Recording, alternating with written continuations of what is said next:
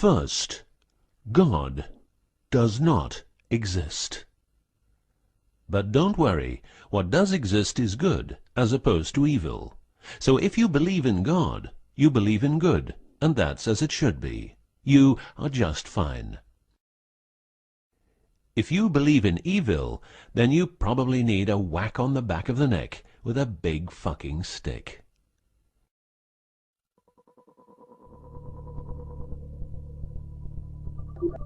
Around 5000 BC, we, Homo sapiens, were genetically modified by space aliens. These aliens first landed where the river Euphrates enters the Persian Gulf. The reason is that in that area, a high concentration of what is called monatomic gold is found in the seawater, while nowadays the highest concentration is found on the islands of Hawaii. The aliens were members of the Anunnaki Empire, and were on a quest to find this metal that is supposed to enhance and repair all bodily functions and stop the body from aging. Monatomic gold is what is called a superconductive metal. Superconductivity means that if you transport, for example, electricity through a line made of this material, you would not lose any energy as a result of heat dissipation. So if you input 100% of energy, you also output 100% of energy. Now apply this principle to your brain, which is a huge, sensitive electrical machine. The monatomic gold makes your neural pathways act like quantum drive superhighways. This means that all your senses will receive input optimally. In turn, these inputs will be processed optimally, and those parts of your brain you don't use will become more active, so enhancing your memory, making you better understand problems, allowing you to sense evil, detecting lies, becoming telepathic, and even being able to time travel in your mind by seeing the past or the future.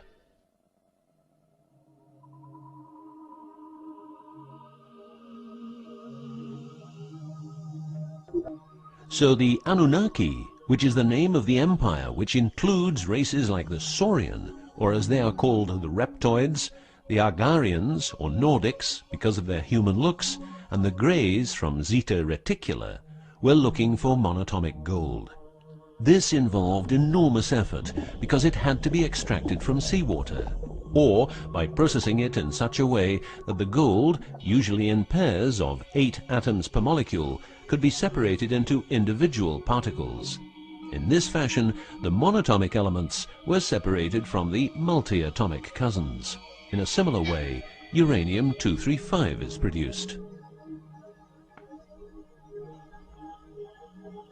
For the use as intelligent slaves, the Anunnaki took a man, let's call him Adamski, and took out a part of a rib. This is because the rib is a part of the human body that can be removed without causing too much damage, and because the rib contains bone marrow, it's a perfect source for DNA. The Anunnaki modified the DNA for a better manipulation of the humans and implanted it into a woman, let's call her Mulva. Mulva then had children with Adamski, and their children were, just like Mulva, genetically modified. These humans worked for the Anunnaki, but not a lot of humans knew about the Anunnaki, and then, for some reason, the Anunnaki disappeared. An interesting detail is that the symbol for human DNA resembles the word Yah, which is God, but surely this is a coincidence.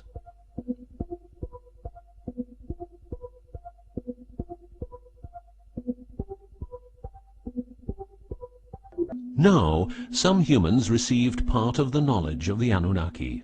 The last known humans were the Jewish people who carried the Ark on their journey from Egypt to the Promised Land. Before them, the Ark was in the lands of the Sumerians, Babylonians, and Tibetans. This Ark, not the Ark of Noah, was known to have powers beyond human imagination. It could levitate and deliver the fire of stars, a dangerous firework-like display of power that occurred when the monatomic elements became unstable. To make them stable again, you needed to know certain secrets, and with those secrets you could preserve the Ark and thus its powers. The humans who were close to the secrets of the Ark had long and prosperous lives. The best known was Methuselah, who lived to the age of 950.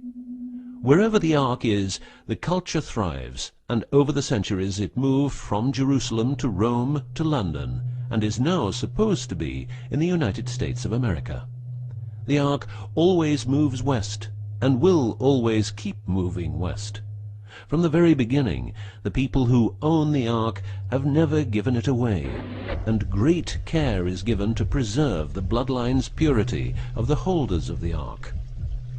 Renowned conspiracy theorist David Icke studied the bloodline of George W. Bush. This he traced back all the way to the Sumerians, a people who lived in the southeastern part of what is now known as Iraq, where the river Euphrates meets the Persian Gulf.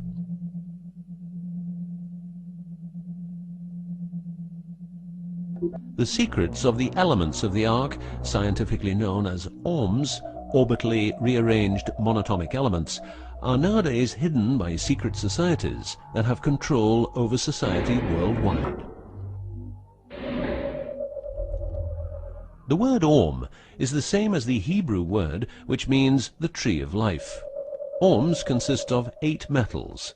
These 8 metals are ruthenium, rhodium, palladium, and silver, known as the light platinum group, and osmium, iridium, platinum, and gold, known as the heavy platinum group. Gestation of these metals in monatomic form prolongs life and enhances and repairs bodily functions. By following what is called a wide-spectrum diet, we can provide our bodies with monatomic superconductive elements. In other words, by eating a lot of grapes, carrots, all blue and dark red fruit and vegetables, and also much other fruit, vegetables, and fish.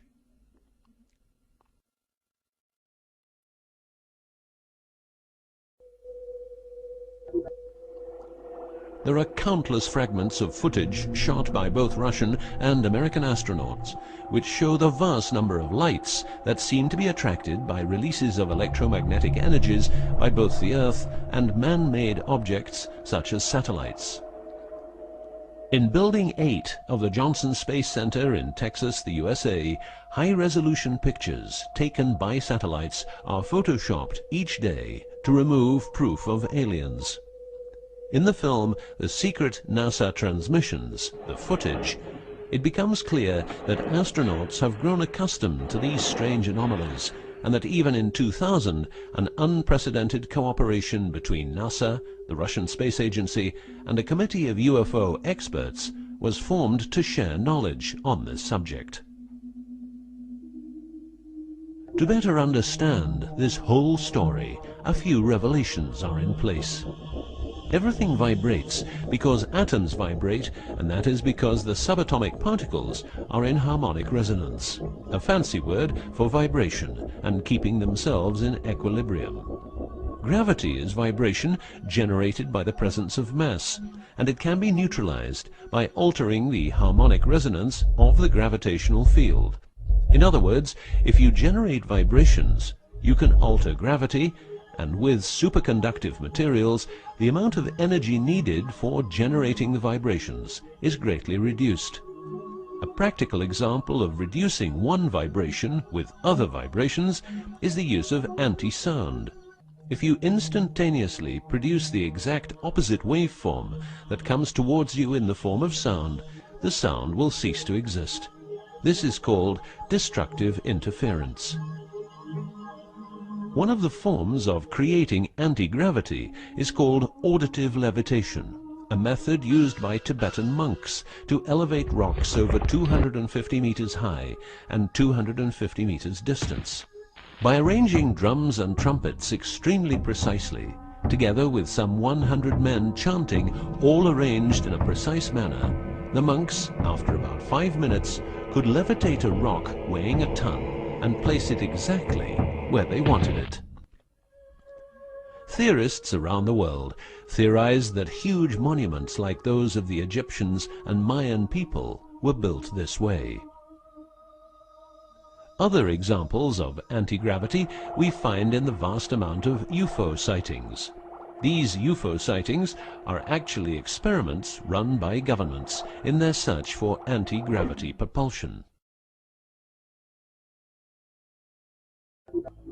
So, if the technique is known, why don't we all transport using anti-gravity propulsion?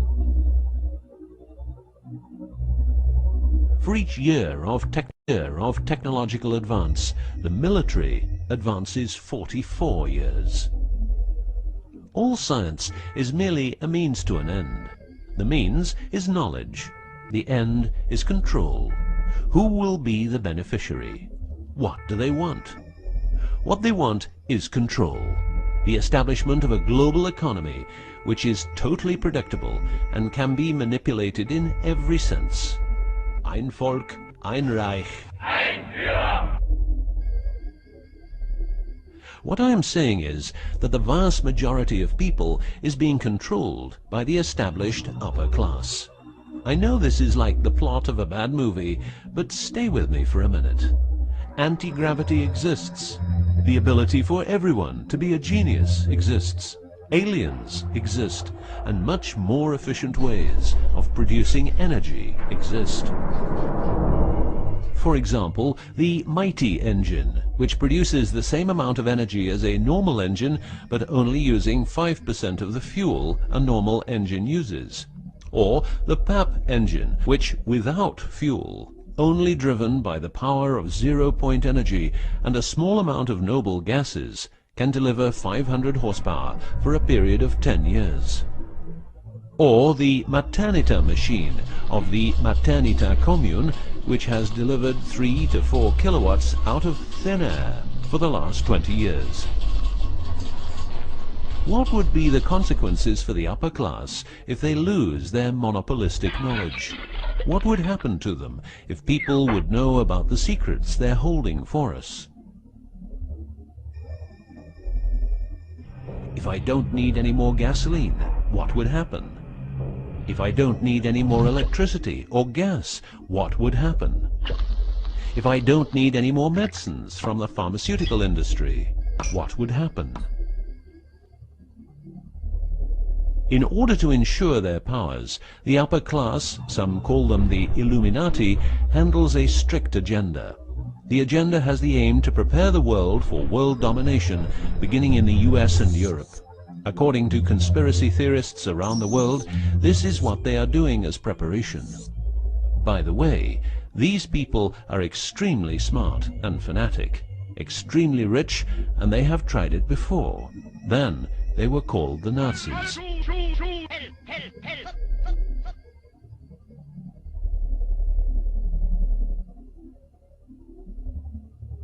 Although what you are going to see and hear sounds very peculiar, remember that a lot of people, for instance, ex-personnel of the US and UK armed forces, have been brutally murdered for making their information public. Let's begin with 9/11, but first a little history. What the Second World War did for the US is that it gave the country such an economic lead that it could easily grow more comfortable in its already powerful role. The industry of war gave everybody jobs, and therefore everybody could start consuming. Marshall aid gave Europe the economic impulse it needed. In other words, war leads to flourishing economies and leaps forward in technology. The process of transformation, even if it brings revolutionary change, is likely to be a long one, aside from some catastrophic catalyzing event like a new Pearl Harbor. These are the words of a neocon think tank whose members count people like Dick Cheney, Wolfowitz, and Donald Rumsfeld. What it says is that America needs a war to transform into its next shape, and 9/11 is our new Pearl Harbor.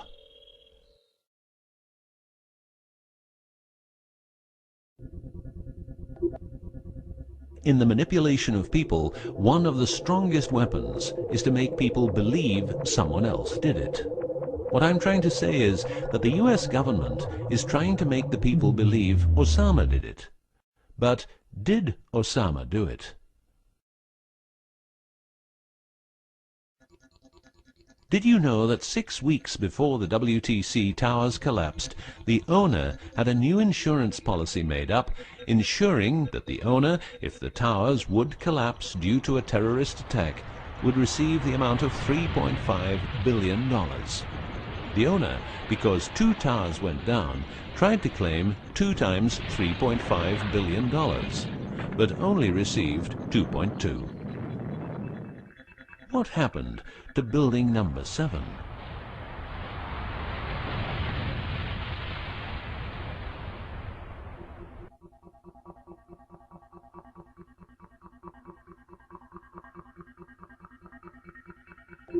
In order to control people who can be a hazard to the bad guys have control of a number of tools. One of these tools is the remotely operated electromagnetic frequency weapon. These use microwave, ELF, extremely low frequencies, and acoustic frequencies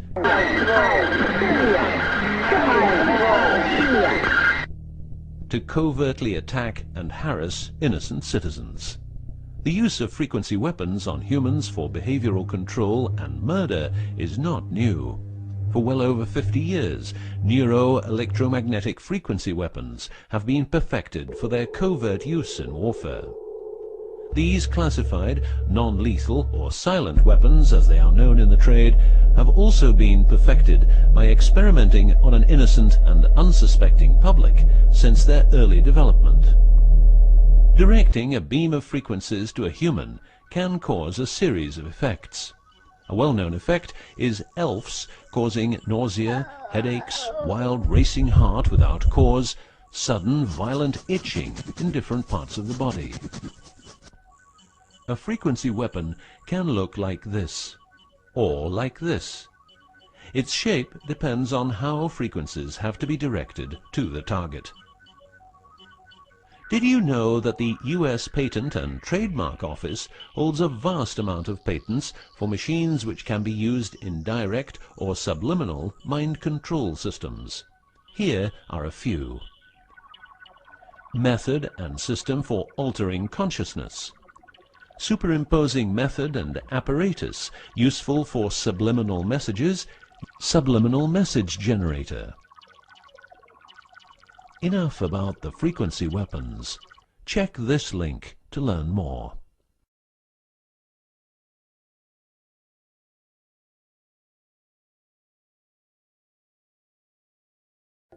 You will realize that to control people, you have to know what they are communicating. So in the 1950s, the UK and USA decided to set up the world's biggest espionage network to make sure all communications between Russians and spies or allies were monitored.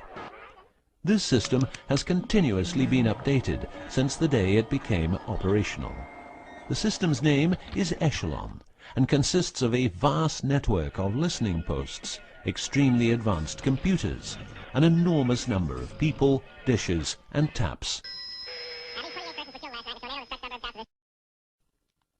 Echelon's computers capture every communication via internet, GSM, UMTS, landlines, TV and radio broadcasts, satellite communications, private, military, and diplomatic, and listens to every word. The computers work with a list of keywords, and when a message contains one or more keywords, the message is directed to a specialist who examines the message. If it is suspicious, further action may be taken. Echelon centers are around the world, but here are the best-known locations. Menwith Hill, North Yorkshire, England. HARP, Remote Mind Control Computer Center, Alaska. Pine Gap, near Alice Springs, Northern Territory, Australia. Pine Gap has a complex of radomes, a huge computer room, and about 20 support buildings. The signals analysis section of the computer room is staffed exclusively by CIA and NSA analysts. Within the USA, Australia, and the UK, the NSA can plug into every telephone call and message entering leaving or transiting the country. The NSA is also constructing a network of towers up to 500 feet high, each tower at a distance of 200 miles from each other and stretching from the east to the west of the US. The network is called GWEN, Ground Wave Emergency Network. This network transmits very low frequencies combined with ultra-high frequencies and is used in case the communication systems in the US are rendered useless because of a nuclear attack. Coincidentally, the frequencies of GWEN coincide with the frequencies being used by frequency weapons. Also coincidental is the fact that mobile telephone systems like GSM and UMTS also operate in the same frequency areas as some frequency weapons.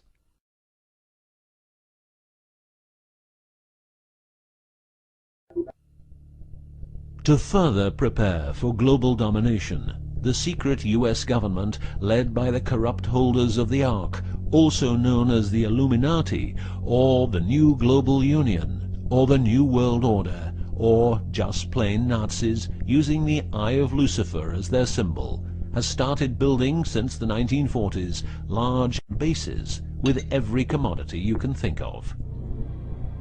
These bases are basically large cities underground, connected by high-speed magneto-leviton trains that have speeds up to Mach 2. According to Phil Schneider, the black budget is a secret budget that garners 25% of the gross national product of the United States. The black budget currently consumes trillions of dollars per year. Presently, there are over 129 deep underground military bases, or DUMBs, in the United States. These underground bases were built using nuclear-powered laser drills that can drill 7 miles per day. Also, dedicated nuclear explosions were held to create large underground spaces. A lot of contractors work in these places, but never more than 3 to 4 weeks. Always under strict supervision, and before entering a site they are warned that if they talk about what they see, it will cost them their lives.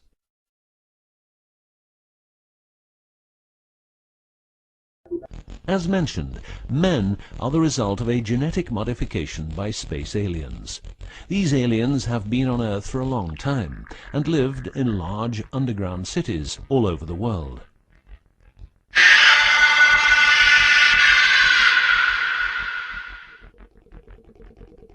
Collaboration with modern governments began as early as 1933 with the Bavarian Illuminati and Thule secret societies, and this collaboration was brought into America via the CIA, which was established with the help of American Nazi agents as well as European Nazis who were brought into America through Project Paperclip and other operations. It was agreed that the aliens and the upper-class secret government would help each other, as agreed in the 1954 Greada Treaty. By 1979, the aliens didn't respect the treaty at all, and it was in this year when, at Dulce Air Force Base, a huge underground base was being built, and during excavation, an underground alien city was discovered. There are several species of aliens working with the US at the Underground 7 level facility at the Alien US Government Biogenetic Research Base in Dulce, New Mexico. The reason they help the US government is because the aliens need space here on Earth for conducting experiments on humans and storing humans in suspended states for reasons unknown. In exchange, the aliens give the US government technology. Examples of these technologies are stealth aircraft, anti-gravity propulsion, genetic research, quantum technologies, computer technology, biological warfare, medicine, GSM, etc.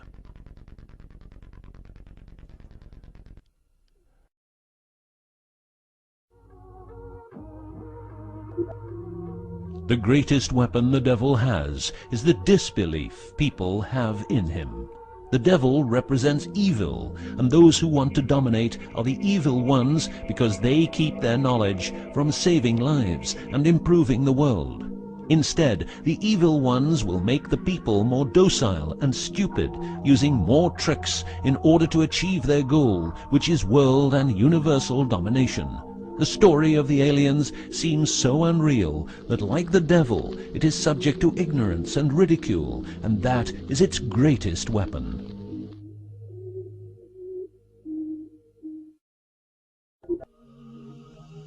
In the past and present, the evil ones have tried a number of methods and products to manipulate people.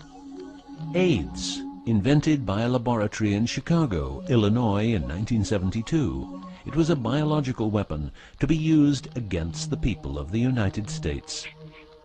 Second, the US government has a Tesla device to generate earthquakes.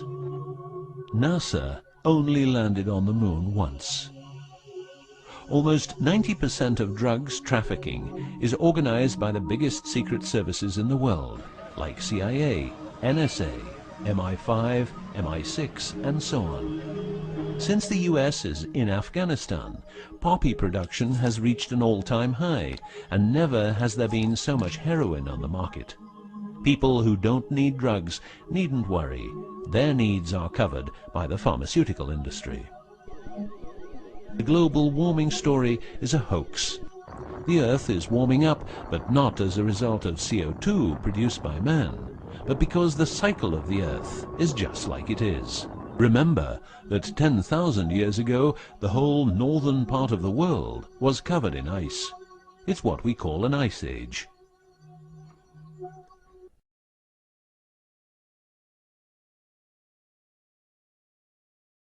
The Ark, in its recent form, started its journey in the deserts of Egypt and was carried to the Holy Land by the Jewish people. In Jerusalem, the Ark started its journey around the world heading west. Everywhere the Ark has been, one or more obelisks are erected as a symbol of establishment. In the future, the Ark will travel to China, Russia, Iran, until it reaches Jerusalem again, which means the whole world will be under the influence of Lucifer's eye. That will be the moment the Anunnaki Empire will settle and rule Earth uncovertly. On many important sites in the world, buildings carrying symbols of Lucifer's return are common.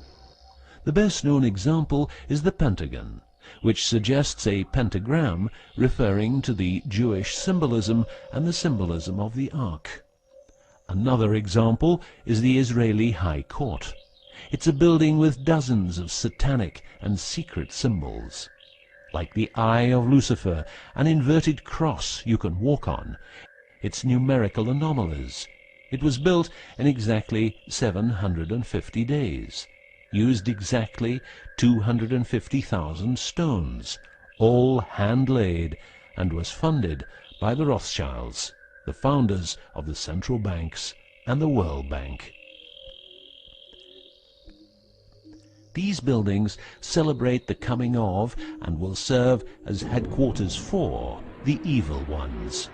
From here, every communication will be monitored.